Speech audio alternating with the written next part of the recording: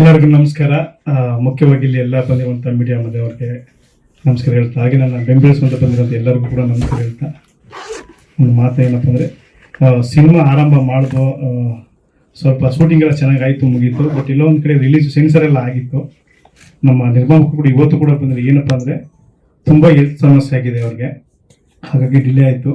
ಕೊನೆಯದಾಗಿ ಅವರು ಹೆಲ್ತ್ಗಿಂತ ಮುಖ್ಯವಾಗಿ ಸಿನಿಮಾನೇ ಮುಖ್ಯ ಅಂತ ಅಂದ್ಬಿಟ್ಟು ಆಸ್ಪತ್ರೆ ಇದ್ರೂ ಕೂಡ ಸಿನಿಮಾ ಇವತ್ತು ರಿಲೀಸ್ ಮಾಡಿ ಅಂತ ಒಂದು ಸಪೋರ್ಟ್ ಮಾಡ್ತಾ ಇದ್ದಾರೆ. ದಯವಿಟ್ಟು ನೀವೆಲ್ಲ ಸಪೋರ್ಟ್ ಮಾಡಬೇಕು, ರಿಕ್ವೆಸ್ಟು. ಮುಖ್ಯವಾಗಿ ಡಿಟೆಕ್ಟಿವ್ ತೀಕ್ಷ್ಣ ಅಂತಂದ್ರೆ ನಾವು ಬುದ್ಧಿವಂತಿಕೆ ಇರುವಂಥ ಒಂದು ಸಿನಿಮಾ ಅಂತ ಹೇಳ್ತೀವಿ. ಈ ಕತೆ ಲೈನು ಹೇಗೆ ಕೇಳೋಕ್ಕಾಗಲ್ಲ ಅಂತಂದರೆ, ಈ ಜಗತ್ತಲ್ಲಿ ಪ್ರತಿಯೊಬ್ಬರು ಕೂಡ ಒಂದು ಅಧಿಕಾರ ಇರ್ಬೋದು, ಹಣ ಇರ್ಬೋದು, ಏನೇ ಇದ್ರು ಕೂಡ ಸಾಮ್ರಾಜ್ಯವನ್ನು ಕಟ್ಟಬೇಕಾದ್ರೆ, ಉಳಿಸ್ಬೇಕಾದ್ರೆ ಬುದ್ಧಿ ಪ್ರಮುಖವಾಗಿರುತ್ತೆ. ಒಬ್ಬ ವ್ಯಕ್ತಿಗೆ ಒಳ್ಳೆ ಬುದ್ಧಿ ಇತ್ತು ಅಂದರೆ ಒಬ್ಬ ಡಿಟೆಕ್ಟಿವ್ ತೀಕ್ಷ್ಣ ಆಗ್ತಾರೆ. ಅದೇ ಕೆಟ್ಟ ಬುದ್ಧಿ ಇತ್ತು ಅಂದರೆ ಒಂದು ಕ್ಯಾರೆಕ್ಟರ್ ಹುಡ್ಕುತ್ತೆ. ಅವ್ರ ನಡುವೆ ಬುದ್ಧಿಯಲ್ಲೇ ಒಂದು ಪೈಪೋಟಿನ ತಗೊಂಡು ಹೋಗುವಂಥ ಕತೆ. ಒಂದು ಮುಖ್ಯವಾಗಿ ಏನಪ್ಪ ಹೇಳ್ತೀನಿ ಅಂತಂದರೆ, ಇಡೀ ಕತೆ ಸಾರಾಂಶ ಹೇಳೋಕ್ಕಾಗಲ್ಲ. ಯಾಕೆಂದರೆ ಫಸ್ಟಿಂದ ಲಾಸ್ಟ್ವರೆಗೂ ಕೂಡ ಕಥೆನ ಜಡ್ಜ್ ಮಾಡೋದು ತುಂಬ ಕಷ್ಟ. ಕಥೆನ ನಾನು 1 ವರ್ಷ ಕೂಡ ಕಥೆನ ಮಾಡ್ತಾ ಹೋದೆ. ಬಟ್ ಸಿನಿಮಾನೂ ಅಷ್ಟೇ ನಾವು ತುಂಬ ಡಿವೈಡ್ ಆಗಿ ಮಾಡಬೇಕಾಗುತ್ತೆ. ಏನಕ್ಕೆ ಅಂತಂದರೆ ಪ್ರತಿ ಪರ್ಸನ್ ಕೂಡ ಬೇರೆ ಬೇರೆ ಥರನೇ ಮಾಡಬೇಕಾಯ್ತು. ಪ್ರತಿ ವರ್ಗನೂ ಕೂಡ ಪ್ರತಿಯೊಂದು ಸೆಟ್ ಹಾಕ್ಬೇಕಾಗುತ್ತೆ. ಈಗ ಈ ಸಿನಿಮಾಗೆ ಸೆಟ್ ಆಗಿರೋದಪ್ಪ ಅಂದ್ರೆ ನವೀನ್ ಅಂತ, ರಕ್ಷಿತ್ ಶೆಟ್ಟಿ ಅವ್ರ ಜೊತೆ ಕೆಲಸ ಮಾಡಿದ್ರು, ಜೀಕರಣ ಮಾಡಿದ್ರು. ಒಂದು ಸೆಟ್ಟು ನಾವು ಅದನ್ನ ರಿಮೂವ್ ಮಾಡ್ಬೇಕಂದ್ರೆ ಮ್ಯಾಕ್ಸಿಮಮ್ 1 ತಿಂಗಳು ಆಗೋದು. ಹಾಗಾಗಿ ಇಡೀ ಚಿತ್ರನ ನಾವು 1 ವರ್ಷ ಟೈಮ್ ತಗೊಂಡ್ವು. ಬಟ್ ಚಿತ್ರೀಕರಣ ಮಾಡ್ಬೇಕಾದ್ರೆ ಕಡಿಮೆ ದಿನ ಮಾಡಿದ್ವು. ಬಟ್ ಸೆಟ್ಗೆ ತುಂಬಾ ಖರ್ಚಾಯಿತು, ರಿಚ್ ಆಗಿ ಮಾಡಿದ್ದಾರೆ.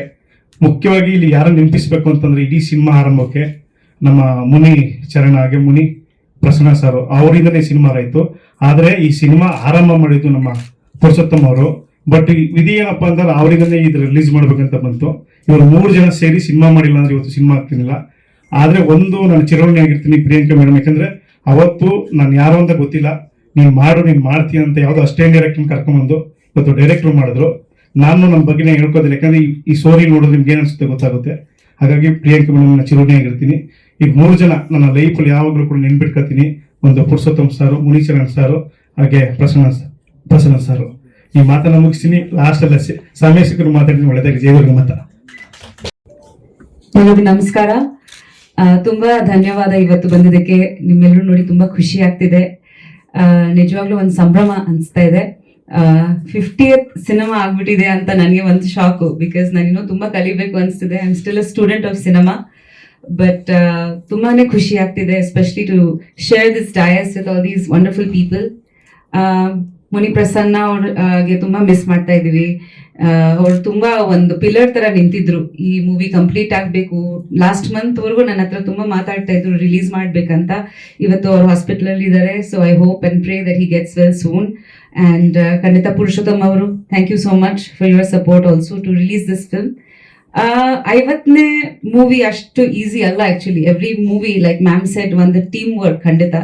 ಸೊ ನಿಮ್ ಜೊತೆಲಿ, ಈ ಟೀಮ್ ಜೊತೆಲಿ like it's all a journey. So ಒಂದು ದೊಡ್ಡ ಫ್ಯಾಮಿಲಿ ಕ್ರಿಯೇಟ್ ಆಗಿತ್ತು. ಆಲ್ಮೋಸ್ಟ್ 25 ವರ್ಷದ ಜರ್ನಿ ನಂದು ಮೂವೀಸ್ ನಲ್ಲಿ. So I have a huge family and ಆ ಫ್ಯಾಮಿಲಿ ಸಪೋರ್ಟ್ ಇಂದಾನೆ I think it was possible that ನನ್ನ 50th ಮೂವಿ ಆಗಿದೆ. So thank you so much ನಿಮ್ಮೆಲ್ರಿಗೆ. ಅಂಡ್ ನಂದು ಪ್ರತಿಯೊಂದು ಮೂವಿ ಟೀಮ್ಸ್ಗೆ ನಾನು ಥ್ಯಾಂಕ್ ಹೇಳೋದಕ್ಕೆ ಇಷ್ಟಪಡ್ತೀನಿ ಇವತ್ತು. ಬಿಕಾಸ್ ಅವರಿಂದನೇ ಇದು ಸಾಧ್ಯ ಆಗಿತ್ತು ನನಗೆ. And also my family, because ಖಂಡಿತ ಉಪೇಂದ್ರ ಅವರು ನಮ್ಮ ಮಕ್ಕಳು ತುಂಬಾ ಸಪೋರ್ಟ್ ಮಾಡ್ತಿದ್ದಾರೆ. ನನ್ನ ಮದುವೆ ನಂತರ ಮತ್ತೆ ಮೂವೀಸ್ ಮಾಡ್ತೀನಿ ಅಂತ ನನಗೆ ಆಕ್ಚುಲಿ ಅದು ಗೊತ್ತಿರಲಿಲ್ಲ ಆ್ಯಂಡ್ ಅನ್ಕೊಂಡಿರಲಿಲ್ಲ. ಸೊ ನಾನು ತುಂಬಾ I just follow my heart. ಮದುವೆ ಅದೇ, ಆಮೇಲೆ ಒಂದಷ್ಟು ಆಫರ್ಗಳು ಬಂತು. ಓಕೆ ಮಾಡೋಣ, ಇದು ಟ್ರೈ ಮಾಡೋಣ, ಅದು ಟ್ರೈ ಮಾಡೋಣ ಅಂತ ಒಂದು ವಿತ್ ಮೈ ಗಟ್ ಫೀಲಿಂಗ್ ಮುಂದೆ ಹೋಗಿದ್ದೀನಿ. ಆ್ಯಂಡ್ ಅದ್ರ ಜೊತೆಲಿ ಆಡಿಯನ್ಸ್ ಸಪೋರ್ಟ್ ಸಿಕ್ಕಿದೆ. ನೀವು ತುಂಬಾ ಸಪೋರ್ಟ್ ಮಾಡಿದ್ದೀರ. ಆಲ್ಮೋಸ್ಟ್ ಎಲ್ರದ್ದು ಹೆಸರುಗಳು ಗೊತ್ತಿದೆ ನನಗೆ ಇಲ್ಲಿ ಉಪಸ್ಥಿತ ಆಗಿರೋದು. ಸೊ ಆ ಥರ ಒಂದು ಸ್ಟ್ರಾಂಗ್ ಫ್ಯಾಮಿಲಿ ಇದೆ ನನಗೆ. So I feel very blessed. And after ಮದುವೆ ನಂತರ ನನ್ನ ಜರ್ನಿಯಲ್ಲಿ ನನಗೆ ತುಂಬ ಒಳ್ಳೆ ಒಳ್ಳೆ ಸ್ಕ್ರಿಪ್ಟ್ ಸಿಕ್ಕಿದೆ. So I feel very lucky. Mummy, Devaki, Ugravatar and 1980. So ಇಂಥವು ಲೈಫ್ ಇಸ್ ಬ್ಯೂಟಿಫುಲ್ ಇನ್ನೊಂದಷ್ಟು ಬರೋದಿದೆ. ಬಟ್ ಈ ತರ ಸ್ಕ್ರಿಪ್ಟ್ಗಳು ಬರೋದು ಇದೆಯಲ್ಲ, ಅದು ತುಂಬಾ ಮುಖ್ಯ. ಸೊ ನಾನು ಆಯ್ಕೆಯಾಗಿ ನನಗೆ ಆಸೆ ಇರುತ್ತೆ. ಬಟ್ ಮೇಕರ್ಸು ನನ್ನನ್ನು ಆಯ್ಕೆ ಮಾಡಿ ಈ ತರ ಪಾತ್ರಗಳ ಮಾಡ್ಬೋದು, ಇದು ಬಿಸ್ನೆಸ್ ಆಗ್ಬೋದು ಅಂತ ಒಂದು ಅನ್ಕೋಬೇಕು. ಅವಾಗನೇ ಮೂವೀಸ್ ಆಗೋದು. ಸೊ ಹಾಗೆ ಈ ಮೂವಿ ರಘು ನನ್ನ ಹತ್ರ ಬಂದಾಗ ಹಿ ವಾಸ್ ವರ್ಕಿಂಗ್ ಇನ್ ಉಗ್ರ ಅವತಾರ್, ನಂಗೆ ತುಂಬಾ ಖುಷಿ ಆಯ್ತು. ಯಾಕಂದ್ರೆ ಇದು ಬರೀ ಫಿಸಿಕಲ್ ಸ್ಟ್ರೆಂತ್ ಅಲ್ಲ, ಒಂದು ಇಂಟೆಲಿಜೆನ್ಸ್ ಮೇಲೆ ಹೋಗುತ್ತೆ. ಸೊ ಅದು ತುಂಬಾ ಇಂಪಾರ್ಟೆಂಟ್ ಹೆಣ್ಮಕ್ಳಿಗೆ. So we always think that our male counterparts ಅವ್ರು ನಮ್ಗಿಂತ ಫಿಸಿಕಲಿ ಸ್ಟ್ರಾಂಗ್ ಆಗಿರ್ತಾರೆ. ಬಟ್ ಈ ಇಂಟೆಲಿಜೆನ್ಸ್ ಇಸ್ ತುಂಬಾನೇ ಮುಖ್ಯ ಯಾವುದೋ ಒಂದು ಪ್ರೊಫೆಷನ್ದಲ್ಲಿ ಆಗ್ಲಿ. So I think this Teekshna represents that. Teekshna ಅರ್ಥನೋ ಇಂಟೆಲಿಜೆನ್ಸ್ ಅಂತ, if I'm not mistaken. So especially ಹೆಣ್ಮಕ್ಳಿಗೆ like your daughter over here. So ನಂದು ದಿಶಾನಿ. ಸೊ ದಿಶಾನಿ ತರ ಹೆಣ್ಮಕ್ಳಿಗೆ they are my target audience. That ಈ ತರ ಚಿಕ್ಕ ಮಕ್ಕಳಿಗೆ ಕಮ್ ಆನ್ ಸ್ಟೇಜ್. ನಮ್ಗೆ ಒಂದು ಸೂಪರ್ ಹೀರೋ ಅಂದ್ರೆ ನಾವು ಯಾವಾಗ ಸ್ಪೈಡರ್ ಮ್ಯಾನ್, ಸೂಪರ್ ಮ್ಯಾನ್ ಏನೋ ಒಂದು ಅನ್ಕೊಂತೀವಿ. So for girls like her, ಕಮ್ಮಿ Dishani, for girls like her we need representation. Like ದಿಶಾನಿಗೆ ಯಾರೋ ಸೂಪರ್ ಹೀರೋ ಆಗ್ಬೋದು ಅಂತ. ಸೊ ದೀಸ್ ಕೈಂಡ್ ಆಫ್ ಚಿಲ್ಡ್ರನ್ಗೆ ಮೂವೀಸ್ ಆಗ್ಬೇಕು ಅಂತ ನನಗೆ ತುಂಬಾ ಆಸೆ ಇದೆ. ಮಕ್ಕಳು ನೋಡಿ ಸ್ಫೂರ್ತಿ ಪಡೋದು, ಒಂದು ಮಾದರಿಯಾಗಿ ತಗೊಳ್ಳೋದು ಕ್ಯಾರೆಕ್ಟರ್ಸ್ ನಾವು ಸಿನಿಮಾದಲ್ಲಿ ರೆಪ್ರೆಸೆಂಟ್ ಮಾಡಬೇಕು. ಬಿಕಾಸ್ ಇತ್ತೀಚೆಗೆ ತುಂಬಾ ಮೂವೀಸ್ ಅಲ್ಲಿ ಹೆಚ್ಚಾಗಿ ನಾವು ವೈಲೆನ್ಸ್ ತೋರಿಸ್ತೀವಿ, ಹೆಚ್ಚಾಗಿ ನಾವು ಬೇರೆ ರೀತಿ ಅಡಲ್ಟ್ ಕಾಂಟೆಂಟ್ ಕೂಡ ಬರುತ್ತೆ. ಸೊ ನನ್ನ ಅನಿಸಿಕೆ ದಟ್ ಈ ತರ ಮಕ್ಕಳಿಗೆ ಕೂಡ ಮೂವೀಸ್ ಬರ್ಬೇಕು. ಅವ್ರ ಒಂದು ಅಪ್ಪ ಅಮ್ಮ ಜೊತೆ ಹೋಗಿ ಒಂದು ಮೂವಿ ನೋಡ್ಬೇಕಂತ, ನಾವು ಒಂದು ಇಡೀ ಫ್ಯಾಮಿಲಿ ಹೋಗಿ ಒಂದು ಮೂವಿ ನೋಡ್ಬೇಕು, ಖುಷಿ ಪಟ್ಟು ಬರ್ಬೇಕು ಅಂತ ಒಂದು ಇರ್ಬೇಕು. ಆಲ್ರೆಡಿ ನಿಮ್ಗೆ ಎಲ್ರಿಗೂ ಗೊತ್ತಿದೆ ದಟ್ ಒಂದು ಜನರೇಷನ್ಗೆ ಲಾಟ್ ಆಫ್ ಇಮೋಷನಲ್ ಇನ್ಸ್ಟೆಬಿಲಿಟಿ ಆಗ್ತಿದೆ. There is a lot of suicides, murders ನಾವು ಪ್ರತಿಯೊಂದು ದಿವಸ ಸೋಷಿಯಲ್ ಮೀಡಿಯಾದಲ್ಲಿ ನೋಡ್ತಾನೆ ಇರ್ತೀವಿ. So I feel that this emotional disbalance is happening because of so many things that they are watching online on their phone which is inappropriate ಅವ್ರ ಏಜ್ಗೆ, ಅದು ತಕ್ಕಂತ ಏಜ್ಗೆ ಅಲ್ಲ. ಸೊ ಹಾಗಾಗಿ ನಮ್ ಜವಾಬ್ದಾರಿ ಇದೆ. ನಾವು ಸಿನಿಮಾದಲ್ಲಿ ನಾವು ಲಿಬರ್ಟೀಸ್ ತಗೋಬಹುದು, ಬಟ್ ಇನ್ನೊಂದು ಆಡಿಯನ್ಸ್ಗೆ ಕೇಟರ್ ಮಾಡೋದು ಜವಾಬ್ದಾರಿ ನಮ್ದು ಇದೆ.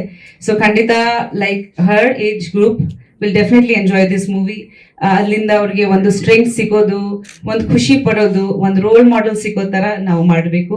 Because movies are very very powerful.